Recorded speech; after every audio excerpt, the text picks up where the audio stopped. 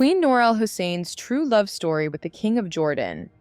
What happens when an American-born woman becomes the favorite queen of a Middle Eastern king? It sounds like the plot of a fairy tale, but this was the reality for Queen Noor and King Hussein of Jordan. Their relationship began with an unexpected meeting, and the romance quickly took off from there. But how did they meet, and how did their love grow? And most importantly, why did Queen Noor become King Hussein's favorite?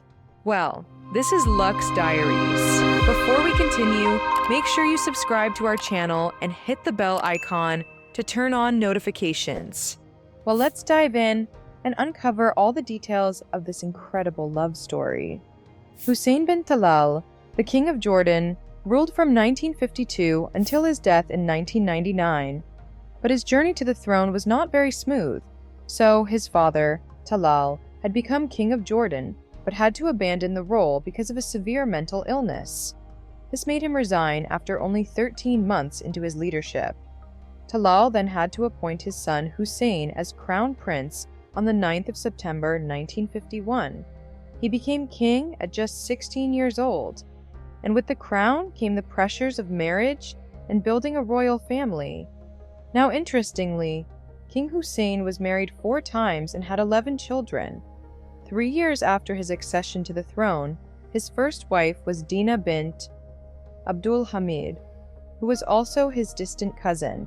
The marriage was an unhappy one and rather short-lived, which resulted in a divorce filed by King Hussein in 1957. She was given the title of Princess after. However, they did have a daughter together, Princess Aliyah. He then married his second wife, Antoinette Avril Gardner, who was British-born. They had met on a film set, and their whirlwind romance soon led to their marriage in May 1961. They had 4 children together, including Abdullah II, who is the current king of Jordan. However, even though they had a family, their marriage did not last, and they divorced in 1971. She was now referred to as Princess Muna, and she remains active in Jordan to this day. Then came Aliyah Bahauddin Tukan, wife number 3. She wasn't just a royal consort, she was Hussein's first true love. Aliyah was an intelligent, US-educated woman from a prominent Jordanian family who captivated the king's heart. She was the first of his wives to hold the title of queen. Tragically, she died in a 1977 helicopter crash, and the king was heartbroken. But then, a beacon of hope appeared, Lisa Halabi. It was Lisa Halabi who brought him out of his depression. A blonde, blue-eyed, Princeton-educated woman of 27 years. The fourth, Queen Noor al-Hussein, was said to be the favorite wife of the late King Hussein. So, how did they meet? Noor al-Hussein, originally known as Lisa Najib Halabi, was born on August 23, 1951, into a prominent Arab-American family. As she grew up, she was surrounded by affluence and opportunity, which made her very privileged. She attended some of the most elite schools in the United States. By 1969, she was part of the first co-ed freshman class at Princeton University, where she graduated in 1975 with a degree in architecture and urban planning. Her career was just as impressive. She worked on urban design projects around the world, from Philadelphia to Sydney and even Tehran.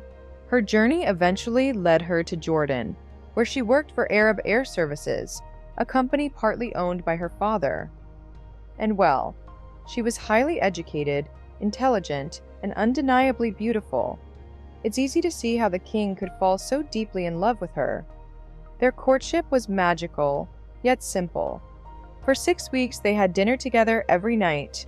Noor recalls those evenings fondly, describing them as a time when both could just unwind and talk comfortably. When King Hussein proposed, Noor was completely surprised. She knew how serious his proposal was, but wasn't sure if she was ready for what came next. Could she really be the person the king needed? Could she handle such a big role? Everything was happening so fast. But even with all her doubts, fate had something else in store for Lisa Halabi, who would soon become Queen Noor of Jordan. On June 15, 1978, Lisa Halabi and King Hussein tied the knot, and she became Queen Noor of Jordan. The wedding itself was quite modest for a royal affair. The New York Times described it as quiet, with the only bit of pageantry coming from a Jordanian army band. There were no grand national celebrations, just a simple, intimate ceremony. Noor wore a simple white silk crepe wedding gown with a high neckline and loose sleeves from Christian Dior. She also wore a diamond bracelet and matching diamond earrings. For the following photo call, Noor also wore a white bridal veil, and she carried a bouquet of white orchids. The wedding was also attended by King Hussein's ex-wife, Princess Muna. By marrying King Hussein, Lisa Halabi became the first American-born queen of an Arab country, and she took on the name Queen Noor of Jordan. It was a new chapter that would see her celebrated internationally for her advocacy and philanthropic work. Over the years, she received numerous awards and was the author of 2 books, including her 2013 New York Times bestseller, Leap of Faith: Memoirs of an Unexpected Life. Leap of Faith details Noor's incredible journey, the 21-year marriage to King Hussein, and the ups and downs of life in the Jordanian palace. For the king, it was evidently love at first sight. For the young and independent-minded American woman, the courtship, carried over long evenings in the palace, involved some doubts and hesitations.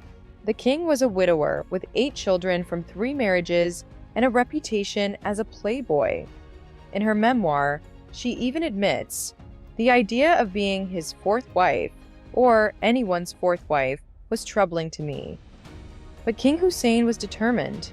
He didn't give up easily and did everything he could to win her heart, even singing her his favorite songs. While Queen Noor wasn't particularly a fan of ABBA, she couldn't help but be charmed when he sang "Take a Chance on Me." And so, she did.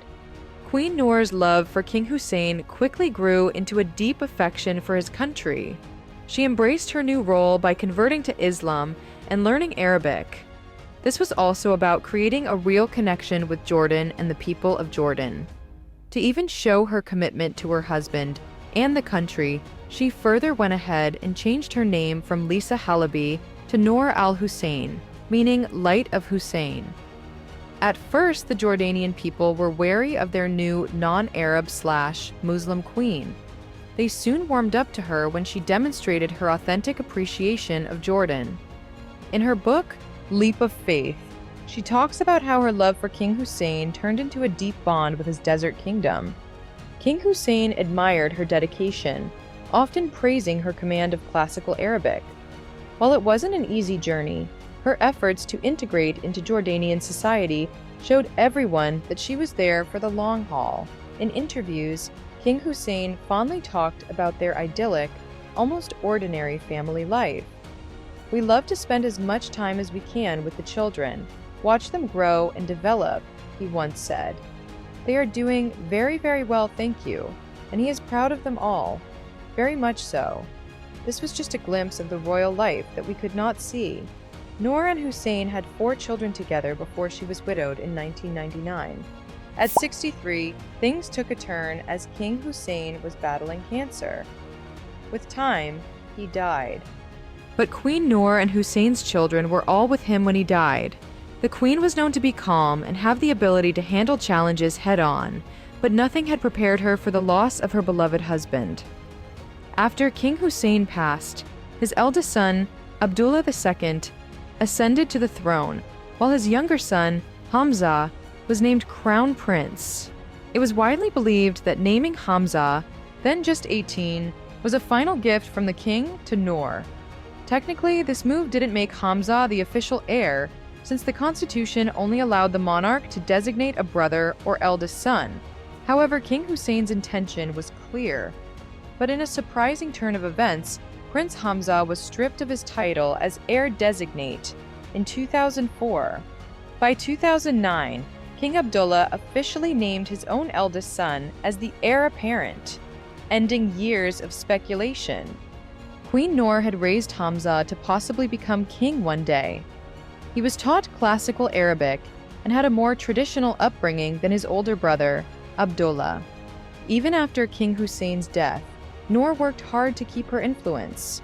It's common for widowed queens to lose their status, but she quietly fought to keep her royal title, even managing a tricky relationship with King Abdullah's wife, Queen Rania. Despite all these challenges, Noor came through it with grace and strength. Today, she splits her time between Jordan, the US, and the UK, living at her country estate, Buckhurst Park in Berkshire.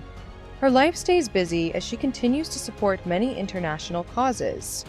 When she's not advocating for global issues, she indulges in her personal passions: skiing, water skiing, tennis, sailing, horseback riding, reading, gardening, and photography. For Queen Noor, the journey never really stops. From an unexpected romance to becoming a beloved queen, her story leaves us with so much to think about. But what do you think? Was it love, destiny, or something else that shaped her path? Let us know in the comments below, and don't forget to stay tuned for more amazing videos like this one.